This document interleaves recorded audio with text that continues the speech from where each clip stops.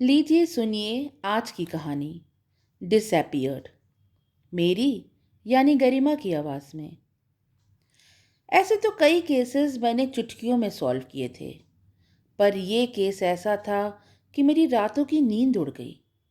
बात है 6 सितंबर 2007 की, जब मुझे यह केस मिला। किडनैपिंग के केस मैं बहुत जल्दी सॉल्व कर लेता था। मुझे कुछ तो इंट्यूशन हो जाता था, पर इस केस की बात ही अलग थी। कानपुर में रहने वाला अग्रवाल परिवार सुर्खियों में आ जाता है जब उनकी बेटी मीनल और उनकी नातिन खुशी अचानक गायब हो जाते हैं। मीनल की एक सप्ताह बाद शादी थी और खुशी मीनल की बड़ी बहन की बेटी थी। उस दिन मीनल खुशी को अपने साथ ले जाना नहीं चाहती थी, पर खुशी जिद करके उसके साथ चली गई। रात के 9 बजे तक जब वे नहीं लौटी तो उन्हें ढूंढना शुरू किया गया। मीनल के पास मोबाइल नहीं था और वो कानपुर की एक नामी बाजार से शादी की शॉपिंग करने गई थी। पुलिस ने सारी पॉसिबिलिटीज तलाश ली थी, पर ना कोई पुरानी रंजिश सामने आई, ना ही फिरौती मांगी गई। आज इस घटना को 3 दिन बीत चुके हैं और सबकी चिंता बढ़ती जा रही है। मैंने सबसे पहले वो मार्केट खंगाली जहां मीनल शॉपिंग करने गई थी, पर कोई भी दुकानदार उसकी फोटो नहीं पहचानता था। मुझे इंट्यूशन हुआ कि हो ना हो हमारी तहकीकात गलत डायरेक्शन में जा रही थी। मीनल दरअसल यहाँ आई ही नहीं थी, उसे शायद कहीं और जाना था, इसलिए वह खुशी को अपने साथ ले जाना नहीं चाहती थी।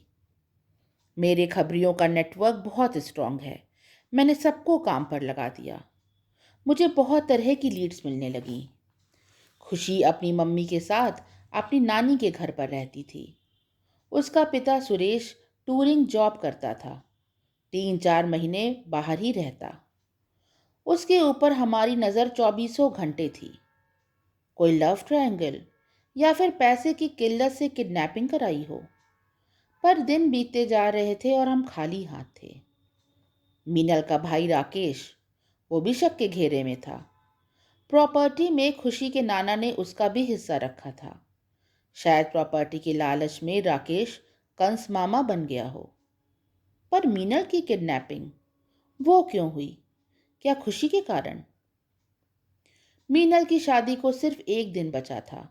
अग्रवाल परिवार सारी बुकिंग्स कैंसिल कराने की सोचने लगा। तभी मेरे दिमाग में कुछ कौंधा। शादी? हाँ, मीनल की शादी। इसका सीधा कनेक्शन किडनैपिंग से हो सकता है। कोई अफेयर या बॉयफ्रेंड या अधूरी प्रेम कहानी।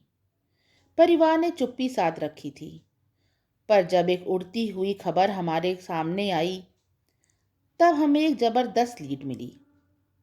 यह लीड आई थी मीनल के होने वाले ससुराल से। हमें मालूम पड़ा कि मीनल का रिश्ता तो 2 साल पहले ही आया था, पर शादी 2 महीने पहले ही फिक्स हुई। इतना समय कौन लगाता है सोचने में? पूछताछ तेज होने लगी। तब कहीं जाके मीनल के परिवार ने चुप्पी तोड़ी। मीनल लगभग 1.5 साल पहले घर से भाग गई थी, उनके ड्राइवर ब्रजेश के साथ, और शादी भी कर ली थी। पर मीनल वहां गरीबी में रह नहीं पाई और 6 महीने बाद वह घर आ गई। शादी का कोई चश्मदीद गवाह नहीं था और ना ही शादी की फोटोग्राफ्स थीं, इसलिए तलाक भी नहीं हुआ। कुछ समय बाद जब मीनल थोड़ी नॉर्मल हो गई तो उसकी दोबारा शादी फिक्स कर दी गई। इससे ज़्यादा जानकारी उसका परिवार हमें नहीं दे पाया। अब ब्रजेश को ढूंढना हमारी फर्स्ट प्रायोरिटी था। हमारा पूरा शक उसी पे था। मुखबिरों ने यह काम आसान कर दिया। ब्रजेश कानपुर के पास एक गांव में ईटा भट्टी पर काम कर रहा था और उसकी शादी भी हो चुकी थी। उसकी हालत देखकर लगता नहीं था कि वो किडनैपिंग जैसे संगीन अपराध में लिप्त होगा। बट नेवर जज अ बुक बाइट्स कवर। हमारा शक ब्रजेश पर गहरा गया जब रात के अंधेरे में वह गांव से दूर वीराने में जाते देखा गया। वह एक सुनसान से घर पर गया जहां बाहर 3-4 आदमी बैठे ताश खेल रहे थे और शराब पी रहे थे।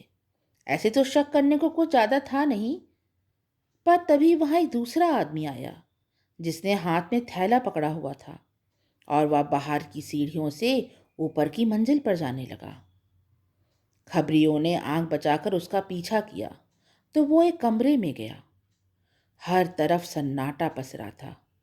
तभी एक छोटी सी बच्ची की आवाज आई, नहीं खाऊंगी, मुझे मम्मी चाहिए। आदमी किसी को आवाज देता है, खबरी छुप जाते हैं, ब्रजेश ऊपर आता है। तब तक हमें मोबाइल पर मैसेज आ चुका था और हमने पुलिस के साथ मिलके घर को घेर लिया था। 10 मिनट के अंदर कमरे से मीनल और खुशी ब्रजेश की कैसे छुड़ा लिए जाते हैं। मीनल बताती है कि ब्रजेश उसे धमकी देता था और जगह जगह उसका पीछा करता था कि वो सारी सच्चाई मीनल के ससुराल वालों को बता देगा। उसके पास उनकी फोटोग्राफ्स भी थीं। उस दिन मीनल शॉपिंग का बहाना करके ब्रजेश से आखिरी बार मिलने गई थी और उसने जाने अनजाने खुशी की जान को भी खतरे में डाल दिया था। ब्रजेश अपनी पहली पत्नी को तलाक देकर मीनल से वापस विधि विधान से शादी करना चाहता था, पर यह सब होने से पहले ही उसका भांडा फूट गया। अभी आप सुन रहे थे मेरे द्वारा लिखी कहानी डिसअपीयर्ड। कहानी अच्छी लगी हो तो इसे लाइक करें और ऐसे ही कहानियाँ सुनने के लिए चैनल को सब्सक्राइब करें। Bye for now.